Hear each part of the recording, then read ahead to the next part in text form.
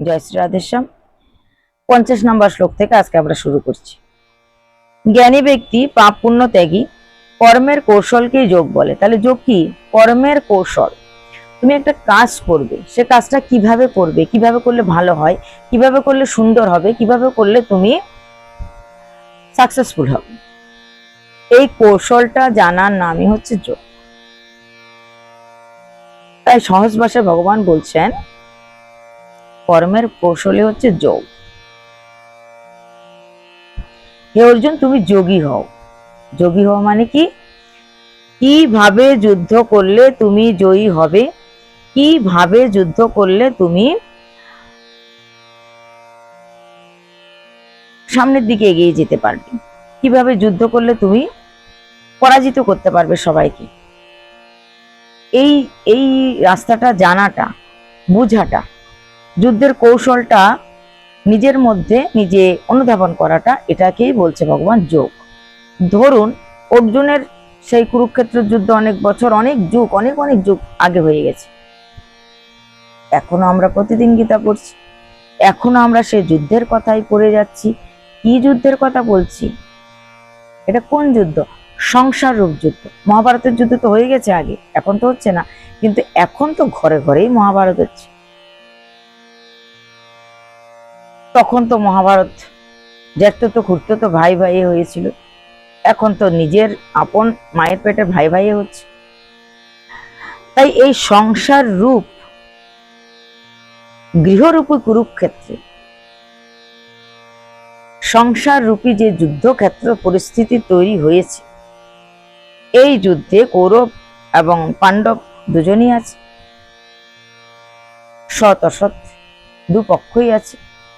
তো সৎ ব্যক্তি যে, তাকে অর্জুনের জায়গায় বসানো হয়েছে, আর তাকে বলা হয়েছে কর্মর কৌশলটা তুমি জেনে, পরিস্থিতি বুঝে সুঝে তুমি সামনের দিকে অগ্রসর হও, তবেই তুমি জয়লাভ করতে পারবে।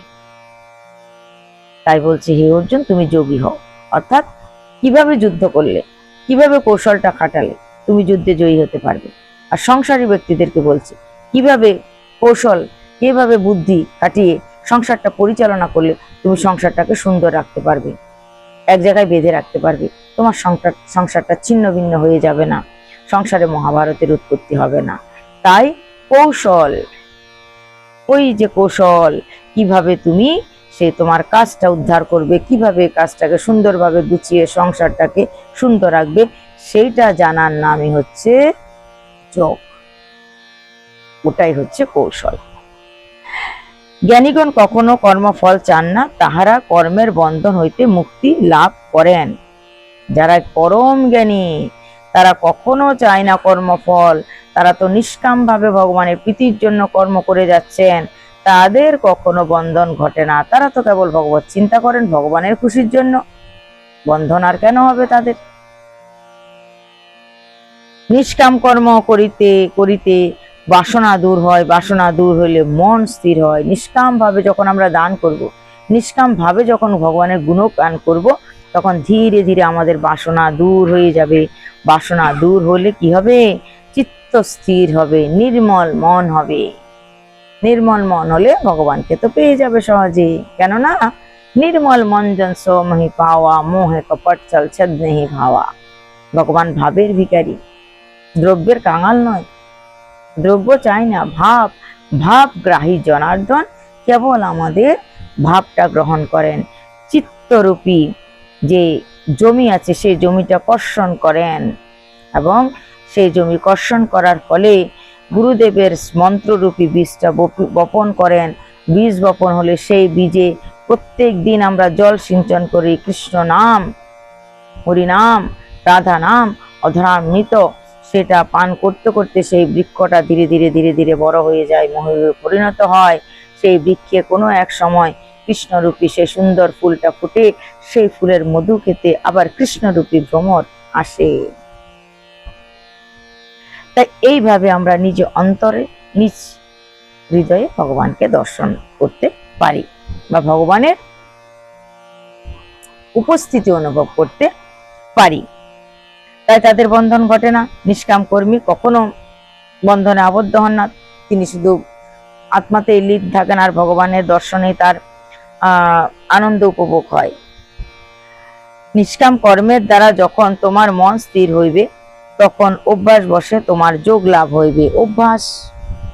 অভ্যাসের বশ হয়ে যাবে। প্রতিদিন প্রতিদিন ভগবানকে ডাকছো, ধীরে ধীরে সেটা অভ্যাসে রূপান্তরিত হবে। অর্জুন বলিলেন, হে কৃষ্ণ, স্থির বুদ্ধি ব্যক্তি বলিতে কাহাকে বুঝায়, তাহার লক্ষণ কি, সে কিরূপ কার্যাদি করেন? স্থির বুদ্ধি, যার বুদ্ধি চঞ্চল নয়, এক জায়গায় স্থির হয়ে গেছে, এদিক ওদিক ধাবমান হচ্ছে না, তার লক্ষণটা কি, সে কিরূপ কার্য করেন, কাজকর্ম কেমন তার, সে কি কাজ করেন? শ্রীকৃষ্ণ বললেন, যিনি সমস্ত কামনা বাসনা ত্যাগ করিয়া সর্বদা সন্তুষ্ট থাকেন, তিনি স্থির বুদ্ধি। সব কামনা বাসনা ঝেড়ে ফেলে দিয়েছে, কেবল তুমি নিষ্কাম ভাবে ভগবানের সেবায় সন্তুষ্ট আছে, তিনি স্থির বুদ্ধি। যিনি সুখ দুঃখ ভয় ক্রোধ কিছুতেই বিচলিত হন না, তিনি স্থির বুদ্ধি। সুখ দুঃখ ভয় ক্রোধ কিচ্ছুতেই তাকে বিচলিত করতে পারেন না, সর্ব অবস্থায় তিনি শান্ত থাকেন, তাকেই বলা হচ্ছে স্থির বুদ্ধি। যিনি শুভ ও অশুভ কিছুতেই বিচলিত হন না এবং যিনি আসক্তি শূন্য, তিনি স্থির বুদ্ধি। যিনি কচ্ছপের মতো নিজের ইন্দ্রিয়কে সংকুচিত করিয়া রাখেন, সেই সংযত ব্যক্তি স্থির বুদ্ধি। ইন্দ্রিয়ের দ্বারা বিষয় ভোগ না করিলেই বিষয় তৃষ্ণা দূর হয় না। পরম পুরুষকে দেখিয়া যাহার বিষয় বাসনা দূর হয়, তিনি স্থির বুদ্ধি। পরম পুরুষকে দর্শন করার পরেই যার বুদ্ধি আর কোনো সাংসারিক কাজে লাগে না, কেবল ভগবানের চরণেই চলে যায়, তাকেই বলা হচ্ছে স্থির বুদ্ধি। অর্জুন, ইন্দ্রিয়গণকে জয় করা সহজ নয়, তাহারা সকলে বিবেকী ব্যক্তির চিত্তকে বিষয়ে আবৃত করে। তাহলে এই যে ইন্দ্রিয়, চক্ষু কর্ণ নাসিকা জিহ্বা ত্বক হস্ত পদ গুজ্জ লিঙ্গ পায়ু উপস্থ আর মন, এই যে 11টা ইন্দ্রিয়, এগুলোকে জয় করা কখনোই সহজ নয়।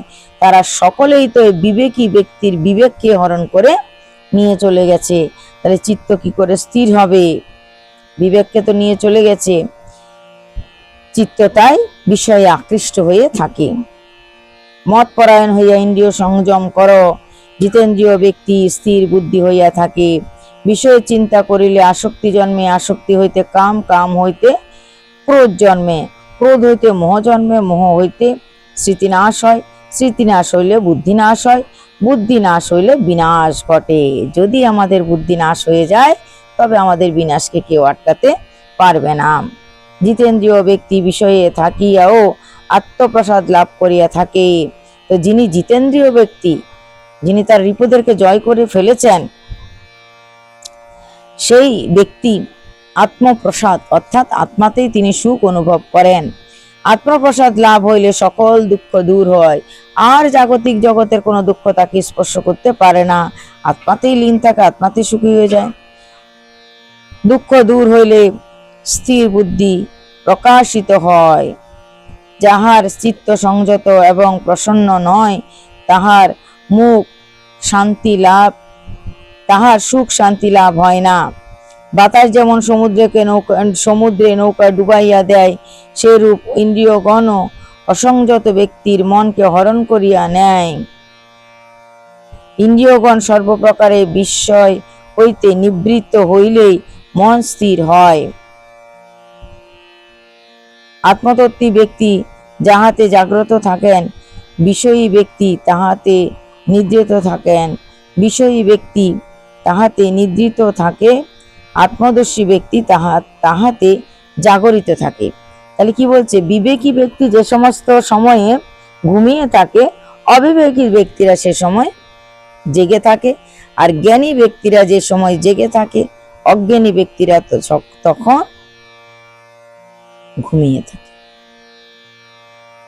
সমুদ্রের মধ্যে যত নদী প্রবেশ করুক না কেন, সমুদ্র স্থির থাকে। কত প্রবেশ করে জলাশয়, তাতে সমুদ্র কিছু বিচলিত হয় না, স্থির থাকে। সেই যোগী ব্যক্তি সকল কামনার মধ্যেও স্থির থাকেন, কিন্তু কামনা পরায়ণ ব্যক্তি স্থির থাকিতে পারে না। যিনি কামনা ত্যাগ করেন, তিনি নিষ্পৃহ ব্যক্তি শান্তি লাভ করেন। হে অর্জুন, ইহা ব্রহ্মে স্থিতি অর্থাৎ ব্রহ্মজ্ঞানে অবস্থান। এই অবস্থা প্রাপ্তিতে মোহ দূর হইয়া মুখ্য লাভ হয়। এটি দ্বিতীয় অধ্যায় সমাপ্ত। নিতাই গৌর সীতানাথ প্রেমানন্দে হরি হরি বল।